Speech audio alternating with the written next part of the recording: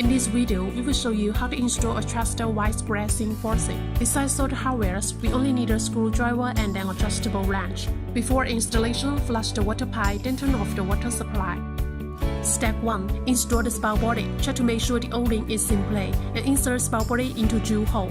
Underneath the countertop, screw in rubber washer and mounting nut. Position the faucet properly, then tighten the mounting nut securely. Step 2. Install the valves. Make sure the hot water valve is on the left and cold water valve is on the right. Remove the decorated cap, handle and base plate.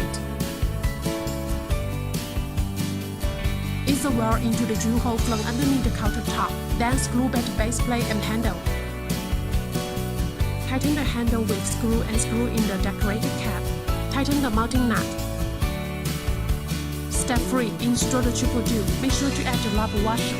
And thread triple due onto the threaded pipe. Tighten with adjustable wrench. Step 4. Connect the water lines. Connect water line to the triple due and to the valve.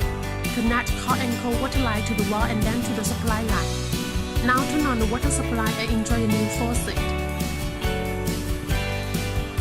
For more information about Homely and our products, please visit our website.